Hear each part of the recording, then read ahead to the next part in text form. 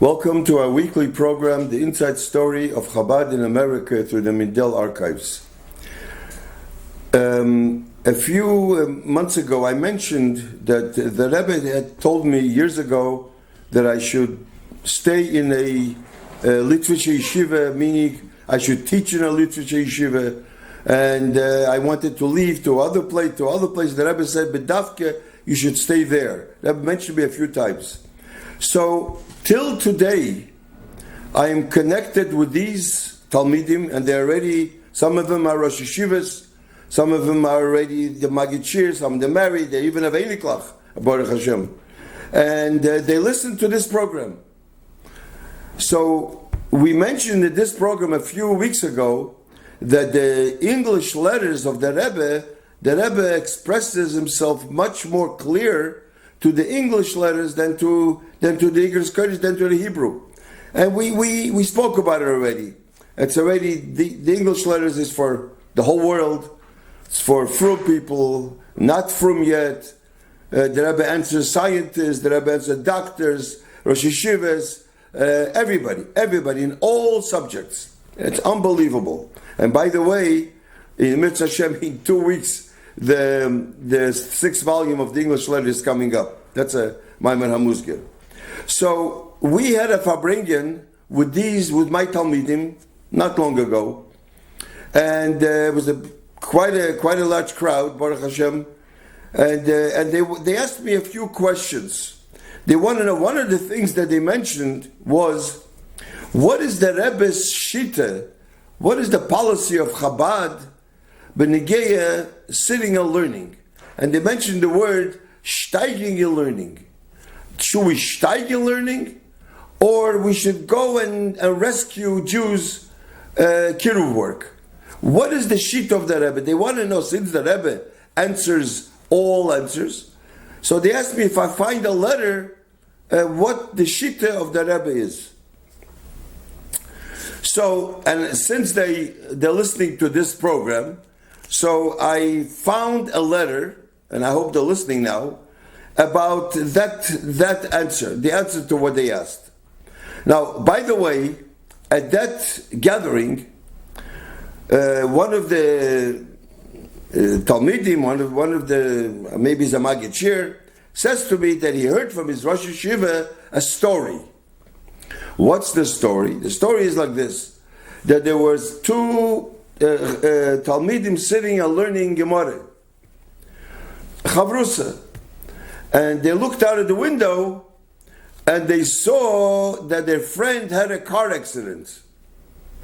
So one of them closed the Gemara and he went, he called Atzola and he helped his friend, and he went to the hospital. And he stayed with him in the hospital. He had to have an operation, and he was worried about him. And he was constantly 3-4 days in the hospital with him. Then he came home, and he took care of him. And it's mamish. I mean, this is what he did. This was amazing. Then they came back. He came back to learn. So the Rosh Yeshiva sat down next to the two Bachrim, and the Rosh Yeshiva said like this: what you did is excellent. You went and you helped your chaver. The chaver needed help. But the other front that continued learning, you're even greater than him. Because by you learning, this saved his life. This is what the Rosh Yeshiva told him. So they want to tell me this was the story that was discussed then. And that's why I felt that I think I should read to you today a letter of the Rebbe. So we'll know what the Rebbe feels about it. Now, before I read the letter, I want to tell you another letter that the Rebbe answered somebody who asked. It says, Talmud Torah Keneged Kulam. It says that learning Torah is studying Torah outweighs everything. So why doesn't the Rebbe stress more Torah? Not that the Rebbe doesn't. The Rebbe always speaks Torah. And the Rebbe always says we should learn Torah. But this should be 90% should be Torah.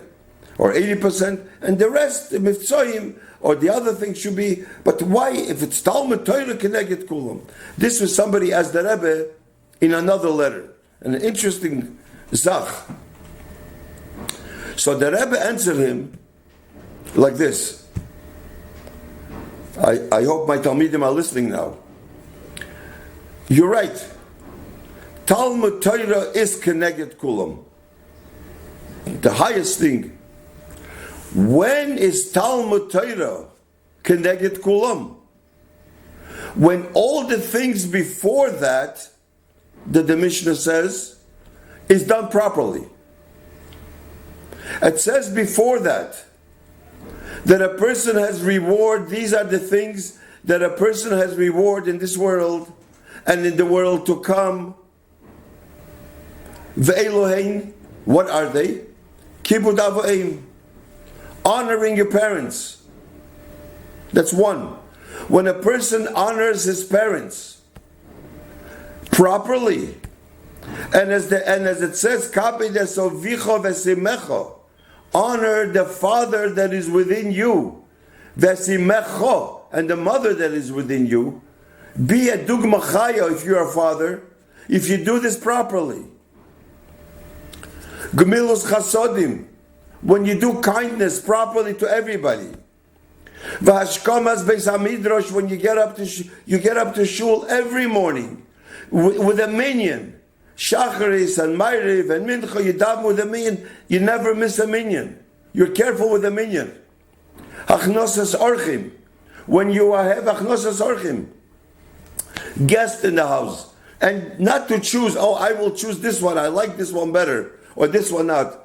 Anybody that comes to the house, even if you don't like, but you have an open house, b'kochaylim, you visit sick people. Hachnosas kalo, you help a kalo, you get married. And you bring peace between husband and wife. If you do those things properly, then Talmud Torah Keneged Kulam. Then your Torah that you learn is overweighs everything. Then, as it says in Tanya, you learn Torah, you're connected with Eibishter. But Kol ha'omer Einli ela Torah, afilu Torah einli. Whoever says I Torah, even Torah he doesn't have. That means that Torah has to come together. It's time to learn Torah as a knowledge, or even Torah is Hashem. So this is what the Rebbe answered to this person, and this is what I wanted to mention. Now I'm going to read a letter inside what the Rebbe said to somebody. This is an answer. I am in receipt of your letter. It seems to me that you are devoting too much attention to the, moreover, as I see from your writing, no, the attention about the argument concerning the policy of Lubavitch. As I see from your writing, some of the critics of Lubavitch, judging by your argument, do not seem to look for the truth, but rather are trying to justify their own conduct, which deep in their hearts they feel is not as it should be. Then the Rebbe says, I will attempt to clarify this matter for you briefly by the means of the well-known story of Hillel Hazokin, Hillel the Elder. What he said, what is hateful unto thee, do not do unto others. Accordingly, suppose we ask the students of the Kollel, who claims that it's right for him to sit and study Torah, disregarding the plight of his fellow Jew who is in need of help to be brought back closer to Yiddishkeit, on the basis that he will help him some years later. How would you feel, the Rebbe says, if the situation were reversed? This is to say, suppose you were born in a non-religious family And under the influence of the circumstances, you are not only unaware of Koilel, but even of a yeshiva ktano. Yet, you have reached a stage where you feel that you want to identify yourself with the Torah and mitzvahs and Jewish way of life. No one is taking an interest in you, but there is a boy who is sitting in Koilel, desiring to advance his own knowledge of the Torah. You appeal to him to help you, but he says, sorry, I still wish to advance my own knowledge of the Torah. I will see what I can do for you in a couple years. How would you feel then? Then the Rebbe continues, I am aware of the argument that no such policy exists some 50 or 100 years ago, when there was no doubt that the primary duty of a Jewish boy was to sit and learn Torah. This was years ago. But we must not forget that the situation was quite different 2 or 3 generations ago. In those days, especially in Eastern Europe, where the bulk of the world Jewry was concentrated, the Jewish home was a kosher home. The street was also Jewish, and there was no immediate danger of assimilation or intermarriage, God forbid.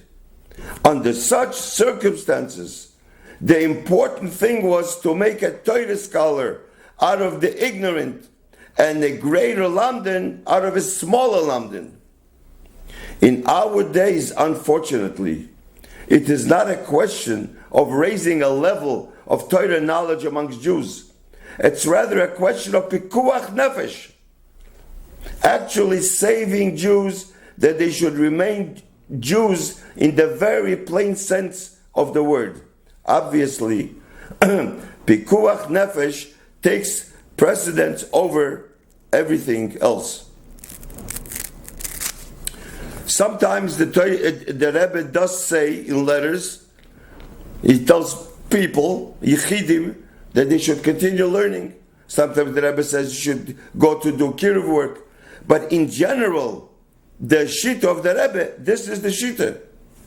Then the Rebbe says, sometimes, then the Rebbe says that, the Lubavitcher shita, to help a fellow Jews, even at self-sacrifice, began with the Alter Rebbe, author of the Shulchan Aruch, which has been accepted by all Jews, not because he was the Rebbe of Chabad, but because he was one of the most outstanding Torah scholars of his day.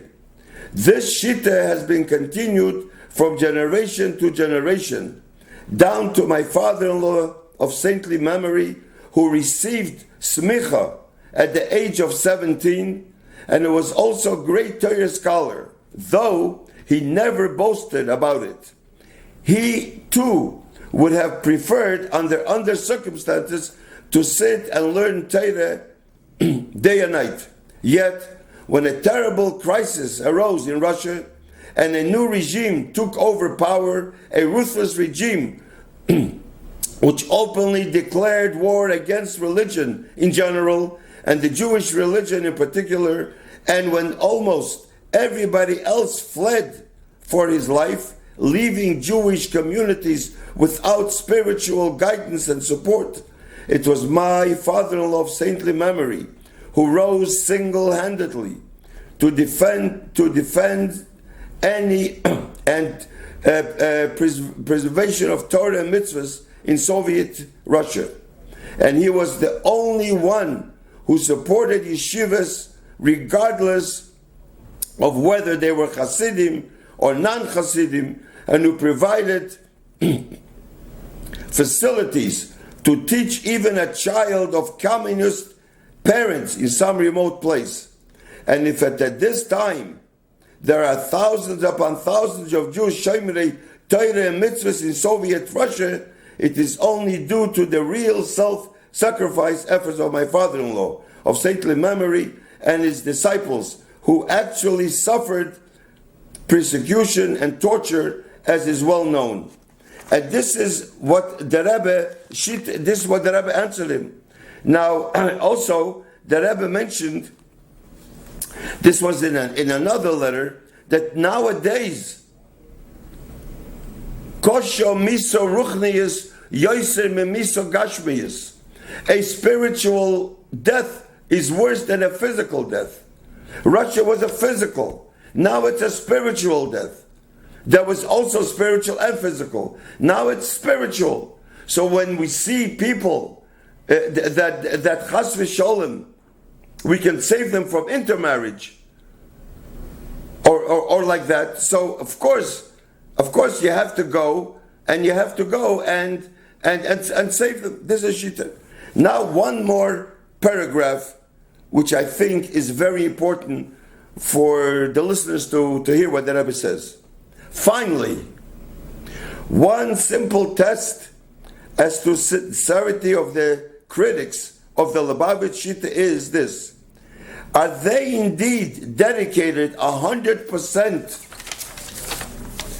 of their time to the study of Torah? Or are they taking time out to carry on debates and arguments, to read newspapers, and to do other things which, though innocent in themselves, are time-consuming? And this time could be applied to helping other Jews in need of help. I venture to say that the argument that they do not wish to join in any such activities as Lubavitch is engaged in by reason of their devotion and dedication to the study of the Torah is rather questionable. So the Rebbe here feels, and this is the answer to what I wanted to read today, because this was the conversation that we had at that Farbringen, and this makes things clear. Of course, Torah is important. Torah is the most important. But when you learn Torah, you have to learn Torah. You have to learn Torah yom v'layla, day and night. And everything is Torah. You connect yourself to the Eibishter through Torah. But not to say that if there is a fire burning outside, you should continue learning and you shouldn't go help. This is something which is, I don't think is it seems from this letter, that is not the shita of the Rebbe. Anyways, in any case, since we're getting closer to Matan Torah, to giving the Torah, and when the Eibishter gave the Torah, the most important thing is Naaseh v'nishma. You have to do. First Naaseh and then Nishma. You have to know that you have to do the mitzvahs, then you have to do Nishma.